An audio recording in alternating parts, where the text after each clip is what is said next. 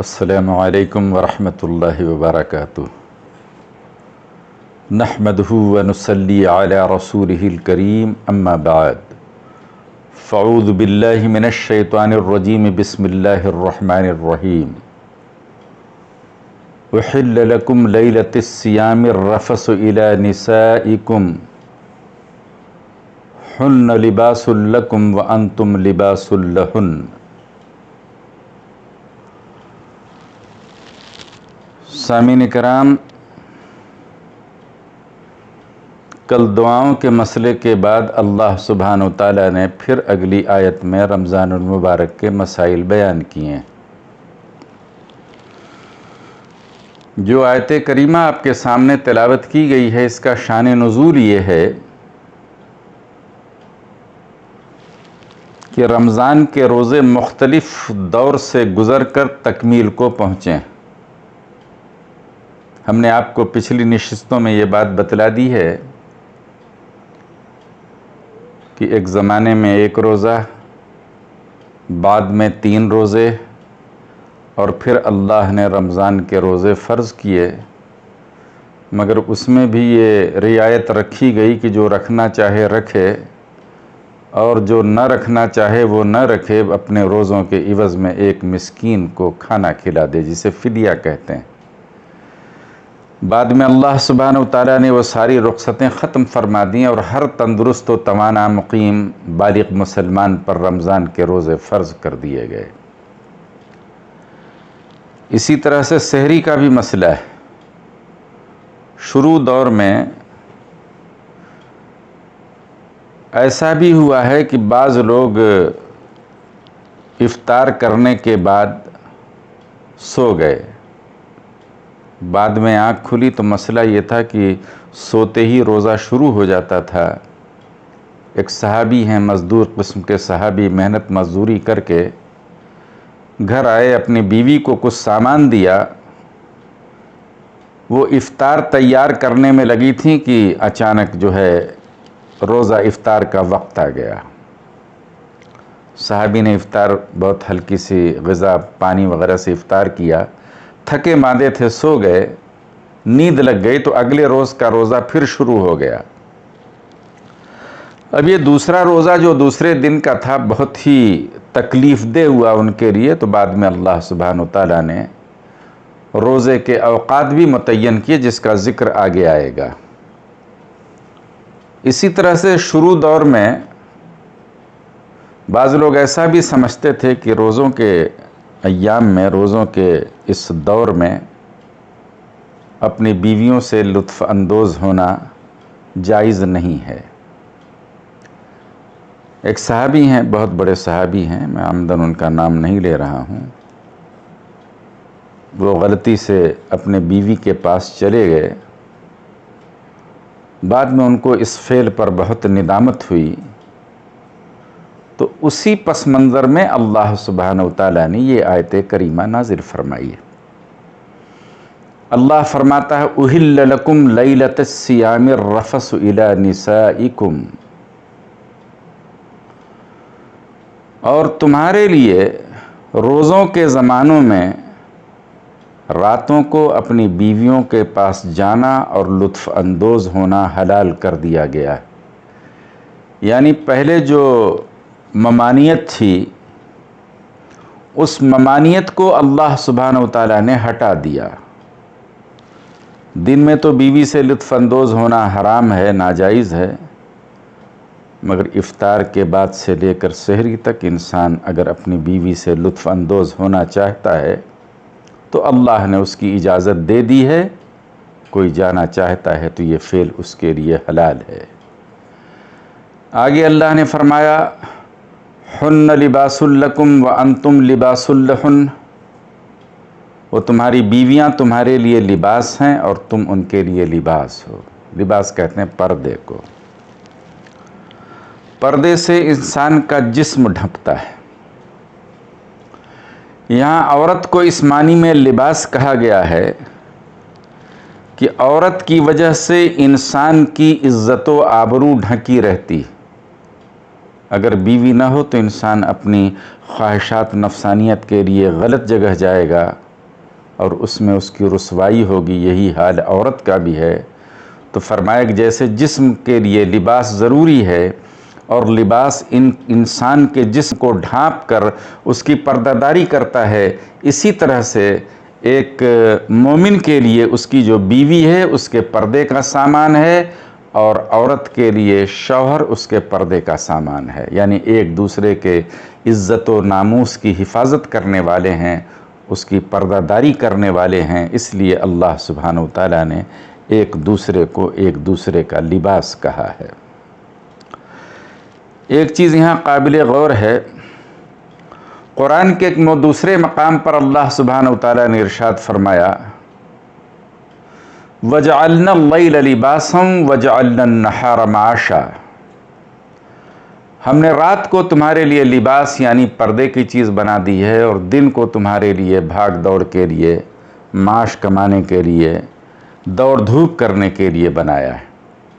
یہاں دیکھیے عورت کو بھی پردہ کہا گیا ہے اور رات کو بھی پردہ کہا گیا۔ وَجَعَلْنَا اللَّيْلَ لِبَاسًا، اللہ فرماتا ہے ہم نے رات کو تمہارے لیے پردے کی چیز یعنی لباس کی چیز بنا دی ہے۔ اس آیت کریمہ میں یہ اشارہ ہے کہ مسلمان کو اپنی بیوی سے لطف اندوز ہونے کے لیے جو مناسب وقت اللہ نے متعین کیا ہے وہ رات ہے۔ اگرچہ دن میں بھی یہ فعل جائز ہے اور دن میں بھی اس کی اجازت ہے، مگر اللہ سبحانہ وتعالیٰ نے جو وقت پسند فرمایا ہے عورت اور مرد کے لطف اندوزی کے لیے وہ رات کا وقت ہے۔ آگے اللہ نے فرمایا اللہ کو معلوم ہو گیا، اللہ کو معلوم ہو گیا، علم اللہ انکم کنتم تختانون انفسکم فتاب علیکم وعفا عنکم، اللہ کو یہ بات معلوم ہے کہ تم لوگ چپ کے اپنے نفس سے خیانت کر رہے تھے، اپنے آپ سے خیانت کر رہے تھے، یعنی دل نہ چاہتے ہوئے بھی اس طرف مائل ہو جاتے تھے، اس طرح سے گویا ایک گناہ کا جذبہ تمہارے اندر پیدا ہو رہا تھا۔ اس لیے اللہ سبحانہ وتعالیٰ نے تمہیں یہ رعایت دے دی کہ رات میں اپنی بیویوں کے پاس جا سکتے ہو۔ دراصل لوگ چپ کے جذبات سے مغلوب ہو کر بیویوں کے پاس چلے جاتے تھے، تو اللہ سبحانہ وتعالیٰ نے اس روک کو ہٹا لیا اور ایک اذن عام دے دیا کہ تم اپنی بیویوں سے لطف اندوز ہو۔ اللہ فرماتا ہے چونکہ میں یہ بات جانتا ہوں کہ تم لوگ اپنے آپ سے اپنے نفس سے خیانت کرتے تھے، مگر اللہ نے تمہارا قصور معاف کر دیا اور تم سے درگزر فرمایا، یعنی اللہ نے تمہاری اس غلطی کی، تمہیں کوئی سزا نہیں دی، اور جو غلطیاں تم نے کی اللہ سبحانہ وتعالیٰ نے اسے معاف کر دیا، اور اللہ سبحانہ وتعالیٰ تو بہت معاف کرنے والا ہے۔ دیکھیے اللہ کے معافی کے بہت سارے طریقے ہیں۔ کچھ طریقہ ہم جانیں کہ اللہ سبحانہ وتعالیٰ نے ہمارے ساتھ کیا رحم و کرم کا معاملہ کیا ہے، اور اللہ کی کیسی عطا، کیسی نوازشیں مسلمانوں کے ساتھ ہیں۔ دیکھیے گناہوں کے معافی کے بہت سے ذرائع ہیں۔ پہلا ذریعہ تو یہ ہے کہ انسان توبہ استغفار کرے۔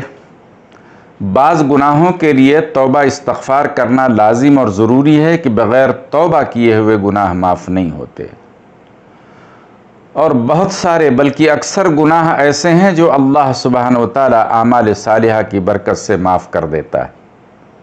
مثلاً انسان اگر وضو کرتا ہے تو وضو کی برکت سے اللہ سبحانہ وتعالی اس کے ہاتھ سے، منہ سے، سر سے اور پاؤں سے گناہ کو نکال دیتا ہے۔ یہ سرکار دو عالم صلی اللہ علیہ وسلم کی حدیث ہے۔ اسی طرح سے ایک جمعے سے دوسرے جمعے کے بیچ میں جو گناہ ہوتے ہیں اللہ سبحانہ وتعالی اسے معاف کر دیتا ہے۔ اسی طرح سے ایک رمضان سے دوسرے رمضان کے بیچ میں جو گناہ ہوتے ہیں اللہ اسے معاف کر دیتا ہے۔ شب قدر کی راتوں میں اللہ سبحانہ وتعالی پچھلی زندگی کے سارے گناہ معاف کر دیتا ہے۔ لیلۃ البرات میں یعنی شعبان کی 15ویں شب جو شب برات کے نام سے، اس رات بھی اللہ تعالی گناہوں کو معاف کر دیتا ہے۔ کوئی مسلمان کسی مسلمان کے مغفرت کی دعا کرے تو اللہ تعالیٰ اسے معاف کر دیتا ہے۔ ابراہیم علیہ السلام کی دعا قرآن میں اللہ نے اسی لیے نقل فرمائی ہے کہ لوگ یہ جانیں اور سمجھیں کہ دوسروں کی مغفرت طلب کرنے سے بھی اللہ تعالیٰ دوسرے کی مغفرت کر دیتا ہے۔ فرمایا ربنا اغفر لی، اے میرے پالنے والے پروردگار میری مغفرت فرما، وَلِوَالِدَيَّ اور اے اللہ ہمارے والدین کی مغفرت فرما، وَلِلْمُؤْمِنِينَ يَوْمَ يَقُومُ الْحِسَابُ اور دنیا میں جتنے اگلے پچھلے مسلمان ہیں اے اللہ قیامت کے دن ان سب کی مغفرت فرما۔ معلوم ہوا کہ اللہ تعالیٰ مسلمانوں کی دعاؤں سے مغفرت کرتا ہے، اس لیے مسلمان کو ایک دوسرے کے حق میں دعا کرنا چاہیے۔ ہم جب کسی مسلمان سے ملیں تو اسے دعا دیں، یغفر اللہ لنا ولک، اللہ ہماری بھی مغفرت فرمائے اور تمہاری بھی مغفرت فرمائے۔ تو گناہوں کے معافی کی ایک سبیل اللہ سبحانہ وتعالیٰ نے یہ بھی بنائی ہے کہ نیک اعمال کے صدقے اور طفیل سے اللہ سبحانہ وتعالیٰ بہت سارے انسانوں کے گناہوں کو معاف کر دیتا ہے۔ اور اللہ کے اندر جو چیز بہت زیادہ ہے وہ صفت رحمت ہے۔ اللہ کی ساری صفات لامحدود ہیں، مگر اس میں جو غلبہ ہے وہ رحمت کی صفت کا ہے۔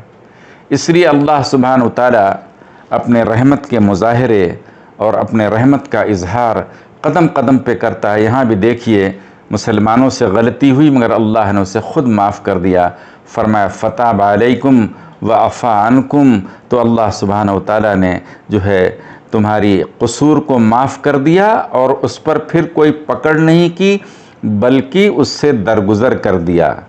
فَالْآنَ بَاشِرُوهُنَّ وَابْتَغُوا مَا كَتَبَ اللَّهُ لَكُمْ، اب تم اپنی بیویوں سے لطف اٹھاؤ، اللہ نے اسے جائز قرار دے دیا ہے اور اس سے جو چیز تم حاصل کرنا چاہتے ہو یہ حاصل کرو۔ حاصل سے مراد ہے نفس کی خواہشات کا پورا ہونا، لذت حاصل کرنا اور اولاد کا حصول، تو اللہ سبحانہ وتعالیٰ نے ان ساری چیزوں کی اجازت دے دی۔ تو سامعین کرام اس کے بعد اللہ نے فرمایا وَكُلُوا وَاشْرَبُوا، اور رمضان کی راتوں میں روزہ افطار کے بعد تم کھاؤ پیو۔ کہاں تک کھاؤ؟ حَتَّى يَتَبَيَّنَ لَكُمُ الْخَيْطُ الْأَبْيَضُ مِنْ خَيْطِ الْأَسْوَدِ مِنَ الْفَجْرِ، یہاں تک کہ سفید اور کالے دھاگے میں امتیاز پیدا ہو جائے اور صبح کی دھاری نمایاں نظر آنے لگے۔ اس کی تفسیر سماعت کیجئے، اس کے بعد آج کی تفسیر تمام کرتا ہوں۔ جب قرآن کی یہ آیت نازل ہوئی تو ایک مشہور صحابی ہیں، حاتم طائی کے لڑکے عدی بن حاتم، انہوں نے جب قرآن کی آیت سنی تو انہوں نے دو دھاگا لیا، ایک سفید اور ایک یہ کالا، اپنے تکیے کے نیچے رکھ لیا، رات بھر اٹھ کر دیکھتے رہے یہاں تک کہ صبح ہو گئی۔ اللہ کے رسول کو یہ اطلاع دی گئی یا آپ نے شاید خود بیان کیا، تو اللہ کے رسول اس واقعے کو سن کر مسکرا پڑے، ارشاد فرمایا عدی تمہارا تکیہ کتنا لمبا چوڑا ہے کہ اس کے اندر زمین اور آسمان سما گئے۔ بندے خدا اس سے یہ مراد نہیں ہے۔ کالے دھاگے اور سفید دھاگے سے مراد رات کی سیاہی اور صبح کی سفیدی ہے۔ جب رات کی سیاہی زائل ہونے لگتی ہے تو نیچے سے سفیدی ابھرتی ہے، تو یہ جہاں دونوں ملتے ہیں وہی جو ہے سحری کا آخری وقت ہے، اسے آج کے عرف میں صبح صادق کہتے ہیں، قرآن نے اسے من الفجر کہا ہے۔ تو صبح صادق تک اللہ سبحانہ وتعالیٰ نے کھانے پینے کی اجازت دی۔ اب مسلمان چاہے تو صبح صادق کے وقت تک کھا پی سکتا ہے اور اللہ سبحانہ وتعالیٰ جو ہے اس انسان اس اجازت سے فائدہ اٹھا سکتا ہے۔ تو اللہ سبحانہ وتعالیٰ نے اس آیت مبارکہ میں دو حکم دیے، ایک بیویوں کے تعلق سے اور دوسرا جو ہے سحری کا اللہ نے اوقات متعین کر دیا کہ سحری کا جو وقت ہے وہ من الفجر تک ہے، یعنی جو ہے صبح صادق تک ہے۔ اس کے بعد فرمایا ثم اتم الصیام الی اللیل، اور اس سحری کے بعد جو وقت ہوتا ہے وہ روزوں کا وقت ہوتا ہے، اور تم دن میں اب روزے پورے کرو۔ کہاں تک؟ رات شروع ہونے تک۔ الی اللیل، الی کہتے ہیں کسی چیز کی آخری حد کو یا کسی چیز کی شروعات کو۔ بعض مسلمان فرقوں نے اس سے یہ مطلب نکالا ہے کہ الی اللیل یعنی رات ہونے تک، اس لیے بعض فرقے رات تک جو ہے انتظار کر کے افطار کرتے ہیں۔ یہاں اللہ نے الہ سے مراد جو لیا ہے یعنی رات کی شروعات تک، اور رات کی شروعات جو ہوتی ہے وہ غروب آفتاب سے ہوتی ہے، اور اس کی تائید سرکار دو عالم صلی اللہ علیہ وسلم کی اس حدیث سے ہوتی ہے کہ غروب آفتاب کے فوراً بعد روزہ افطار کیا جائے، اور حکم دیا کہ اے مسلمانوں افطار میں جلدی کرو۔ تو اس کے بعد اللہ نے حکم دیا کہ سحری کے وقت سے لے کر یعنی صبح صادق سے لے کر رات شروع ہونے تک یعنی غروب آفتاب تک تم اپنے روزوں کو پورا کرو۔ تو اللہ سبحانہ و تعالیٰ نے سحری اور افطاری دونوں کا وقت بتلا دیا۔ سحری میں دیر کرنا اور افطار میں غروب کے بعد جلد کرنا یہ اللہ کے رسول کی سنت ہے اور بہت اجر و ثواب کی بات ہے۔ دیر کرنے سے روزہ مکروہ ہو جاتا ہے، کیونکہ رات میں روزہ رکھنا مکروہ ہے، اور دیر کرنے سے اس روزے میں رات کا کچھ حصہ شامل ہو جانے سے اس میں کراہت پیدا ہو جاتی ہے۔ اس لیے مسلمانوں کو اس چیز کا خیال کرنا چاہیے کہ سحری جو ہے بالکل آخر وقت میں کریں، اور جب روزہ افطار کا وقت ہو جائے تو مطلق دیر نہ کریں، کیونکہ افطار میں جو ہے وہ تاجیل یعنی جلد افطار کر لینا وہی اللہ کے رسول کی سنت ہے۔ بس معزز سامعین کرام، آج کی تفسیر تمام ہوئی، وآخر دعوانا ان الحمد للہ رب العالمین۔